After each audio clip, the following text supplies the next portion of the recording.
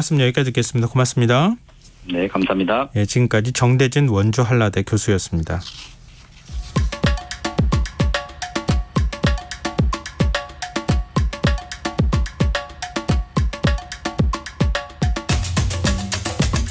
온실가스 감축 문제는 그야말로 발등에 떨어진 불이지만 배출량을 줄이는 일은 더디기만 한데요. 국제사회 온실가스 감축 약속 정말 잘 지켜주고 있는 걸까요? 우리가 놓치지 말아야 할 환경 이슈 살펴보는 시간이죠. 지구생활 백서 사단법인 넥스트 윤주로석 오늘도 나와 계십니다. 안녕하세요. 네, 안녕하세요. 오늘은 온실가스 이행 점검에 대해서 얘기해 주신다고요? 네. 좀 말이 어렵죠. 뭐 어려운 네. 단어는 없는데 듣고 보면 되게 어렵죠.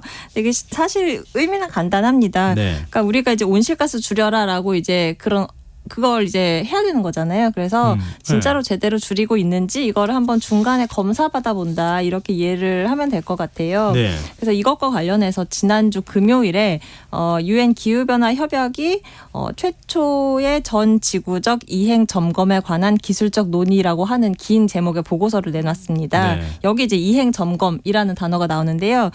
이건 이제 영어로 따지면 재고 조사라는 거거든요. 그러니까 우리가 온실가스 목록을 보통 재고라는 단어를 써서 표현을 해요. 그래서 이제 그걸 한번 제대로 재고가 어떻게 됐는지 이걸 조사한다 이런 의미라고도 이해를 할 수 있겠죠.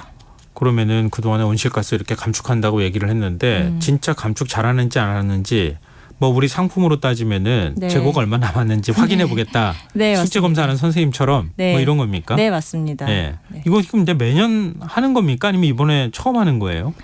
사실상 요번이 처음이에요. 아, 그래요? 네.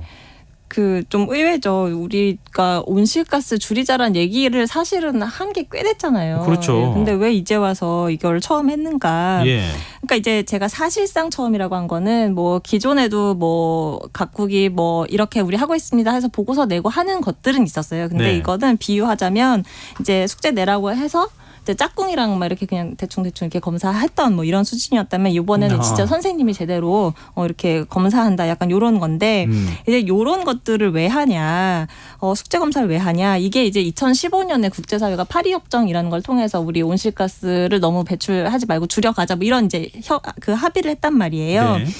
그런데 이제 요런 파리 협정에서 이제 뭐 이렇게 이거에 따라서 우리가 뭐 2030년까지 얼마 줄이겠다라고 약속도 하고 요번에 숙제 검사도 하고 하는 건데 바로 요런 부분들이 우리가 과거에 맺었던 기후 협약이랑 굉장히 큰 차이예요. 그러니까 과거의 협약이라고 하면 뭐가 있냐면 대표적인 게 이제 우리 교토의정서라고 아마 네, 그때가 거의 처음으로 네. 국제사회가 합의한 거잖아요. 그렇죠. 네. 그게 있는데 이때는 이제 주로 선진국들 위주로 이렇게 좀 감축을 하기로 했었고, 네. 근데 이제 또 선진국이라고 해도 중간에 미국 빠지고 또 뭐 이렇게 중국 같은 나라, 중국은 이미 90년부터 이제 굉장히 미국에 이어서 두 번째 배출국이었거든요. 네. 근데 이런 데도 빠지고 그리고 이게 교토의정서인데 일본도 나중에 그때 일본도 빠졌어요. 네, 일본도 나중에 이제 처음에 하다가 이제 나중에 탈퇴를 해서 이거 의미 없다 이래가지고 그래서 사실 유명무실했다가 이 2015년에 채택된 이 파리 협정은 이제 참여하는 나라도 훨씬 많고 그리고 이렇게 막 약속이 중간에 흐지부지되고 하는 이런 걸 막기 위해서 몇 가지 제도를 마련했습니다. 그게 네. 이제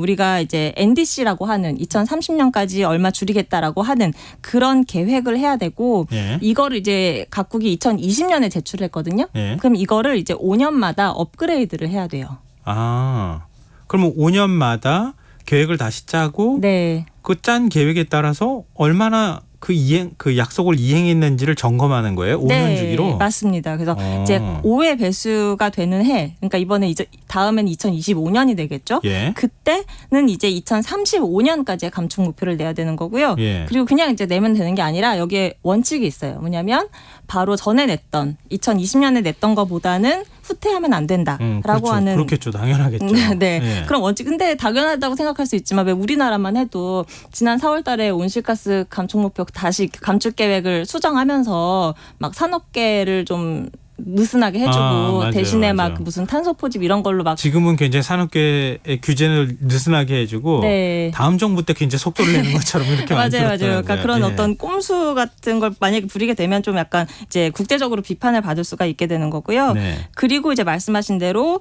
그러면 목표를 내걸었으니 이제 이행 점검을 해보자. 그게 이제 올해가 처음 시작되는 거고요. 이거 역시 5년 단위로 이제 시행을 하게 되는 겁니다.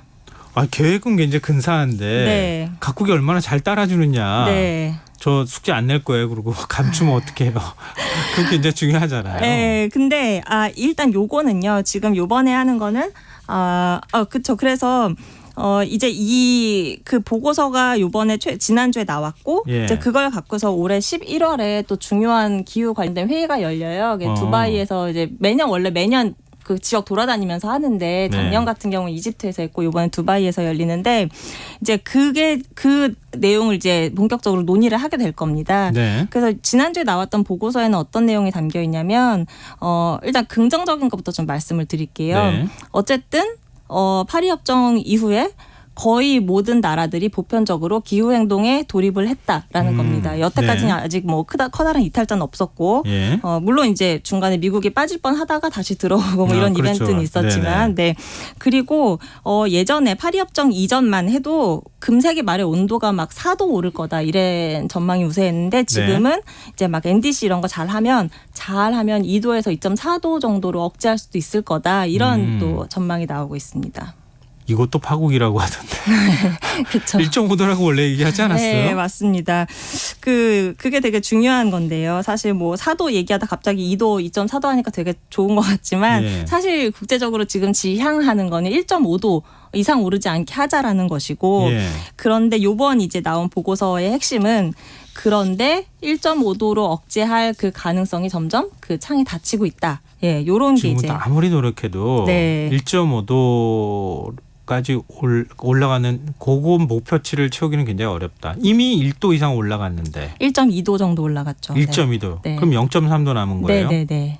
지금 가지고는 안 될 것 같은데요. 그렇죠. 예. 느낌적으로도 그렇죠. 예. 그래서 이게 좀 더 정밀하게 이제 봤더니 2030년에 연간 이제 1.5도를 달성하려면 2030년에 연간 한 300억 톤 정도를 배출할 수 있다고 해요. 그런데 네. 지금 각국이 낸 그런 어떤 감축 목표나 이런 걸 보면 그거보다 한 240억 톤 정도 더 초과 배출할 거다. 그러니까 뭐 어림도 없다 이런 거고요. 네. 그리고 또 하나가 이제 최대한 빨리 이 온실가스 배출의 피크를 찍어야 되는데 네. IPCC에서 얘기하기로는 2025년에 찍어야 된다 이렇게 이야기를 하는데 이제 2년 남았잖아요. 네. 근데 아직까지는 우리가 정점을 찍지 못했습니다. 그래서 결국 중국이 워낙 커다란 배출국이니까 중국이 좀 잘 해야 되는데 예. 중국은 이제 공식적으로는 2030년 이전에 정점을 찍겠다 이렇게 이야기를 해요. 근데 네. 그러면 그거를 정말 할 수 있을까 없을까는 되게 기관에 따라서 전망이 엇갈리더라고요. 그래서 이제 지켜봐야 될 것 같고 그리고 이번 보고서에서 이제 또 중요하게 지적한 게 돈에 관한 겁니다. 그러니까 온실가스 줄이려면 우리가 굉장히 투자를 많이 해야 그쵸. 되잖아요. 네. 그런데 이제 2019년에서 20년 봤더니 평균 8,030억 달러, 우리 돈으로 한 그 1,070조 원 정도가 투자가 됐는데 네. 이게 뭐 1.5도 목표 달성에 필요한 금액의 31%에 불과했다라는 거고 그런데 이 와중에 화석연료 산업에는 그것보다 더 많은 8,920억 달러가 들어가고 있고요. 또 이와 별개로 4,500억 달러가 화석연료 보조금으로 또 쓰이고 있다고 합니다. 일종의 성적표라고도 할 수 있을 것 같은데 혹시 개별 국가들에 대한 평가는 없습니까? 그 파리 협정이라는 게요. 기본 정신이 뭐냐면 그러니까 유엔이 막 이렇게 각 회원국들한테 너희들 얼마 뭐 줄여 이렇게 할당하는 게 아니라 네. 각국이 자발적으로 감축 목표를 세우고 자발적으로 따라가게 우리가 메커니즘을 만들자 이런 취지거든요. 네네. 그래가지고 뭐 이렇게 개별국의 성적을 매긴다거나 하는 그런 건 없어요. 아마 그러니까 지금 민간의 어떤 싱크탱크나 이런 데서 그냥 자체적으로 하는 그런 건 있는데 예. 그런데 내년부터는 아마 좀 더 객관적인 게 가능할 수도 있는 게 뭐냐면 각국이 이제 또 내년부터 새로 내야 되는 보고서가 또 있습니다. 그게 네. 뭐냐면 우리가 이만큼 목표를 걸었는데 우리가 어느 정도 달성하고 있는 것 같아요라고 자체적으로 이렇게 점검하는 그 보고서 BTR이라고 하는 그 보고서를 또 내야 돼요. 그것도 네. 내년이 처음이고요. 그건 이제 2년 단위로 내야 되거든요. 그럼 이걸 근거로 해서 뭐 유엔은 하지 않더라도 뭐 OECD라든가 아무튼 다른 기관에서는 충분히 성적표를 매길 수가 있겠죠. 그리고 그럼에도 불구하고 그래서 지난주에 나왔다고 하는 그 보고서는 되게 커다란 그림을 보여주고 있음에도 불구하고 네. 앞으로 이게 좀 논쟁이 되겠다 하는 내용들은 엿보여요. 뭐냐면 대표적인 게 이제 화석연료 퇴출에 관한 언급이거든요. 네. 우리가 뭐 화석연료 퇴출하자라고 하면 그냥 뭐 하는 말인가 보다 하지만 그 용어 하나하나를 갖고서도 지금 각국이 엄청나게 싸우고 있거든요.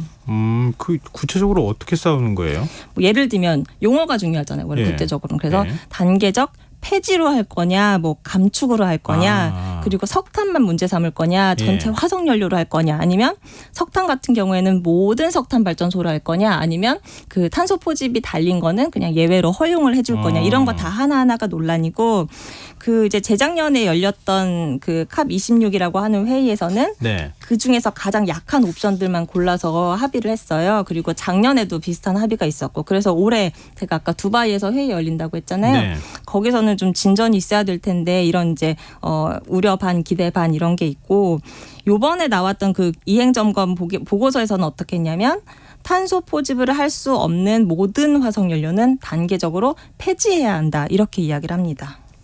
굉장히 강력한 거 아니에요? 뭐 예를 들면 뭐 석탄 이렇게 한 것도 아니고 모든 네. 화석연료 네, 맞습니다. 단계적으로 폐지해야 한다. 네. 감축도 아니고 완전 폐질이라는 표현을 썼단 말이에요. 네, 맞습니다.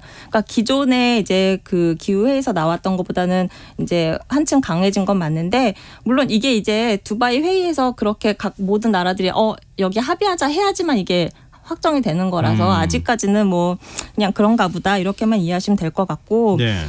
EU 같은 경우에는 워낙에 이런 부분이 적극적이잖아요. 그래서 이렇게 이제 힘을 실어주고 있는데, 근데 이제 얼마 전에 있었던 G20 정상회의 같은 경우에 거기 공동선언문에도 화석연료에 관한 언급이 있거든요. 네. 근데 되게 내용이 실망스럽습니다. 뭐냐면 석탄 발전의 단계적 감축이 중요함을 인식하고 있다. 그리고 그 감축은 각국의 상황을 고려해서 진행해야 된다. 뭐 거의 이런 약간 뭐 하나만 진짜 하나만 한 얘기인데요. 그럼 중국이나 아니면 산유국 이런 것들 반대하는 거예요? 네, 그렇습니다. 아무래도 화석연료 의존도가 높다 보니까 예. 그런 나라들이 계속 반대를 해왔고, 그런 나라의 벽을 넘는 게 굉장히 관건인데요.